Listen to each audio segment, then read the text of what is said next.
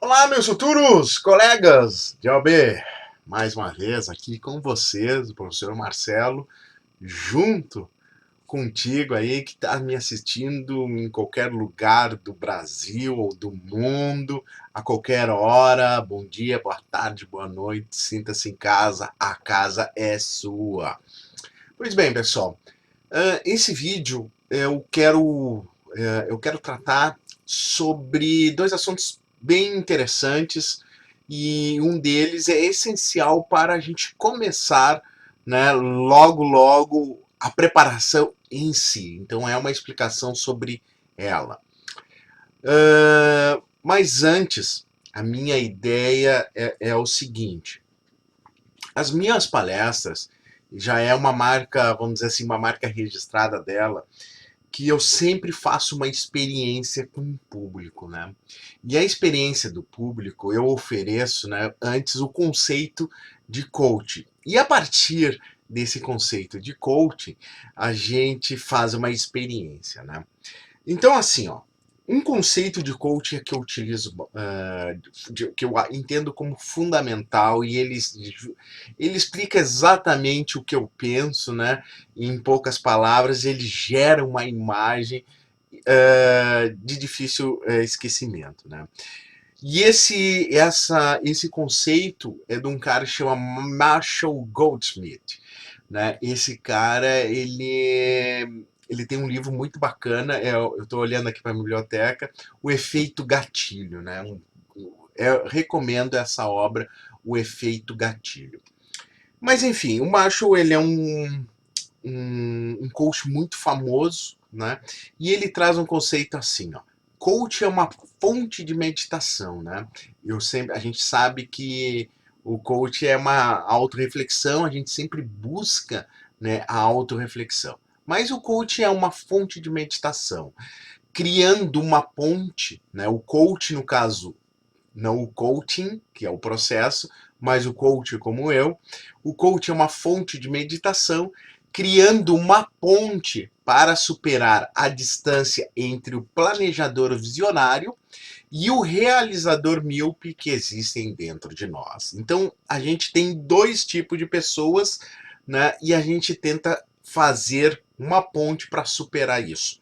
A distância é todos nós somos planejadores visionários, ou seja, a gente é ótimo para planejar, somos ótimos para planejamento. É claro que tem muitos que têm dificuldade de fazer o seu planejamento, mas em regra nós somos ótimos para planejar. Vou dar um exemplo. Por exemplo, segunda-feira eu vou começar a minha dieta ou a minha atividade física. Chega segunda-feira, né? A gente imaginava sair para correr e tá nublado o tempo. Aí diz assim, olha para cima, eu acho que vai chover. Então vamos deixar para a próxima segunda-feira para a gente começar a corrida, né? Então a gente é ótimo para planejar. A gente imagina segunda-feira começando, a gente correndo, caminhando, né? E já imagina também todos os resultados, né? Corpinho atleta, fit, magrinho, enfim. E a gente sempre imagina isso, né? Então a gente é um ótimo visionário, porque a gente tem a visão do resultado. Só que somos péssimos realizadores, como ele diz, realizador míope, né? Nós não conseguimos realizar, a gente tem dificuldade de agir, né? Tem inclusive o próprio um livro a qual eu recomendo, O Poder da Ação, né, do Paulo Vieira, de um dos principais coaches do Brasil, Paulo Vieira. Ele trata justamente isso no livro dele, através de princípios, né? O poder de agir, né? Essa ideia de realizador. Só que, infelizmente, nós, a maioria, somos realizadores míopes, temos dificuldades de executar. Então, o coaching é justamente isso, né? É uma fonte de meditação, é uma fonte, eu trago perguntas para vocês, a autorreflexão, né? Claro que eu também faço trabalho de mentoria, né? De mentor. Então, nosso curso do Poder da Aprovação, ele traz duas ferramentas que se complementam, que é o coaching e o mentoring, ou mentoria, né? Que é a ideia do mentor, daquele que já tem o conhecimento e ele vai trilhar junto contigo até a jornada, né? Porque a ideia do coaching é a situação atual, aonde você está, que é o ponto A, e aonde você deseja chegar, que é o ponto B. Então, todo esse processo, né, de alcançar, sair do A e no B, a gente chama de coaching, né? E o mentoring também ajuda nessa travessa, como um mentor junto, né? Que já tem esse conhecimento dessa travessa, dessa travessia e sabe os caminhos da pedra. Essa é a ideia. Então a gente reúne esses dois tipos de instrumentos para agilizar na aprovação, no despertar do poder da aprovação, ok? Então, eu voltando então para as minhas palestras, que eu estava comentando antes, eu utilizo então o conceito de coach para a gente mostrar para vocês que não apenas conceito, às vezes a gente fala o conceito e a pessoa, não, mas isso não se aplica a mim, eu sou um realizador ótimo e tal, não sou míope, não, sou um realizador com visão real, realística, né? E, na verdade, eu sempre faço esse exercício, a qual eu chamo do capacete da reflexão. O capacete da reflexão é um modo de mostrar, de enxergar que realmente nós somos realizadores míopes, né? Nós somos ótimos planejadores, mas realizadores somos bem fracos mesmo. Então eu faço esse trabalho do capacete da reflexão, que está no livro, eu explico exatamente mais ou menos as minhas palavras que eu utilizo no meu roteiro de palestras, e que eu não vou repetir aqui, mas a ideia do capacete de reflexão é justamente esse, né?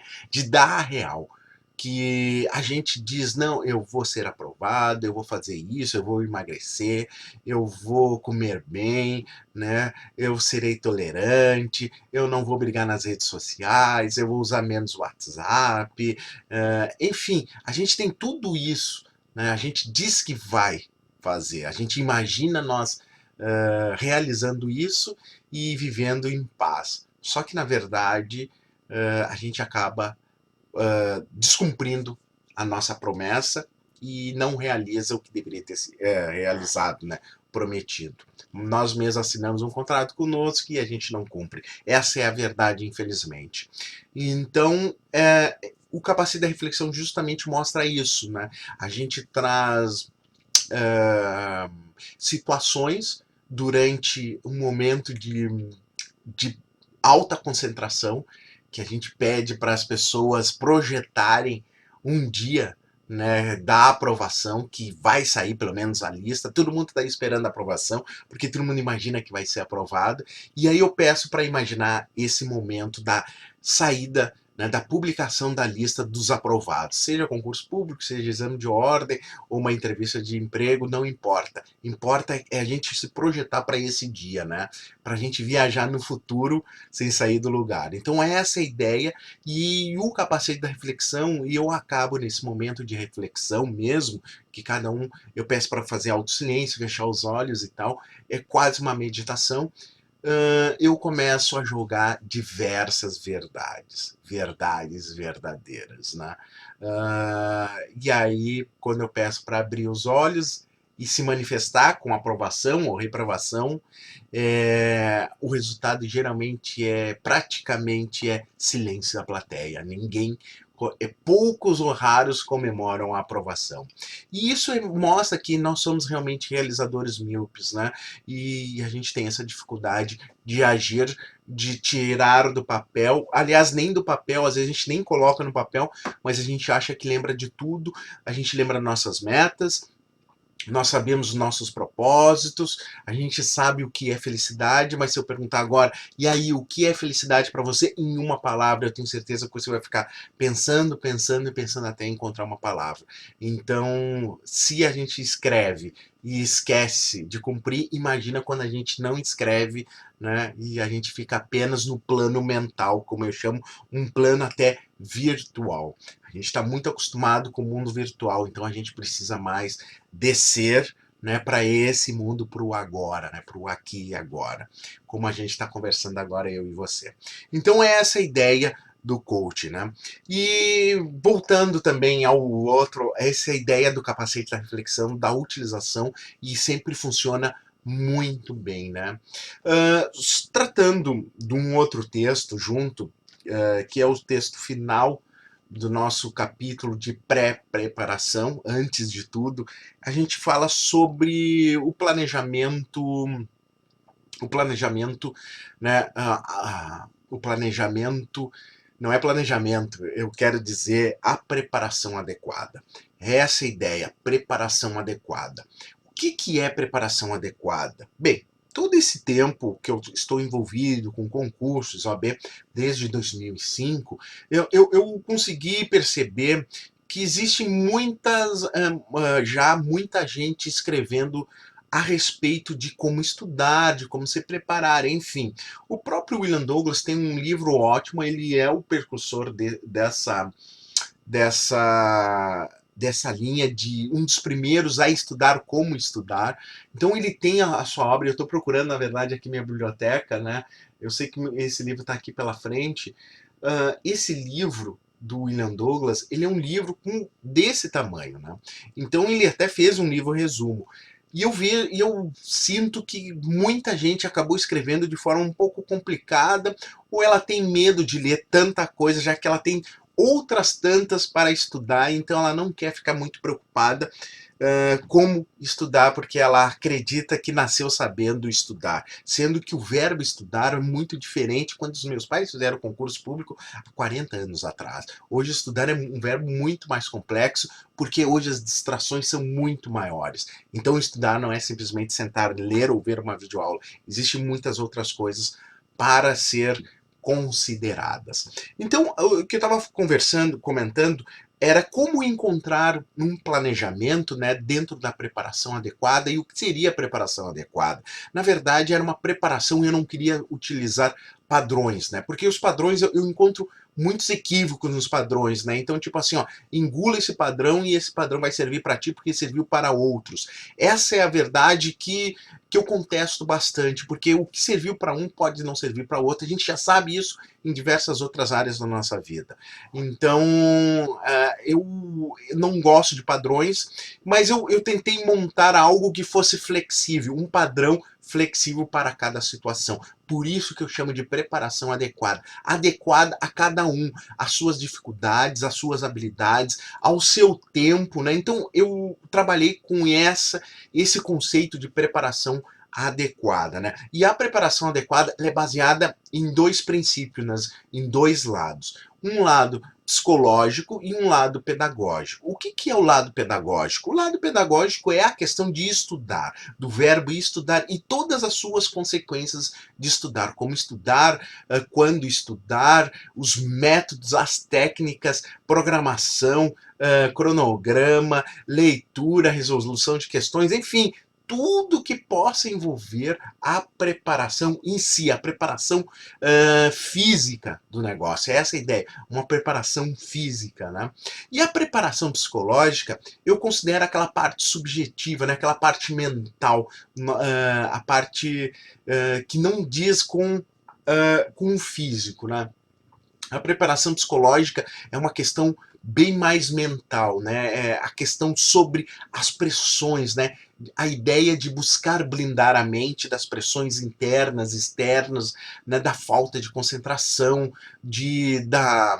da postergação, enfim, dispersão, enfim, de tudo que atrapalhe o rendimento durante a preparação, durante as provas, enfim, essa ideia da preparação psicológica. Também a gente trabalha a questão motivacional dentro da preparação psicológica, e eu digo para vocês que a preparação psicológica hoje é um dos grandes problemas, se não o maior problema hoje nas reprovações. Não adianta a pessoa estar 100% decorado todos os códigos e tal, e a cabeça não esteja boa, né? Então, mente sã, corpo são, enfim, essa é a ideia, né? Tu tem que ter o corpo são para ter a mente sã também, e o conjunto disso a gente vai conseguir encontrar os resultados, né? Que estão por aí e que falta você acertar eles. Então essa é a ideia da preparação adequada, é essa preparação adequada que nós vamos trabalhar agora nas próximas videoaulas, vamos tratar sobre isso, começando pela preparação pedagógica e depois nós vamos para a parte da preparação psicológica, ok?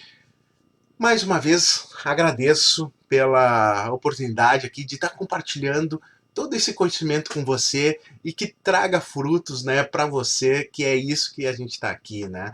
O que importa é que nós dois vamos chegar lá juntos, eu como teu mentor, como teu coach, nós vamos chegar aonde você deseja chegar, sair do seu estado atual, do ponto A, e chegar no ponto B.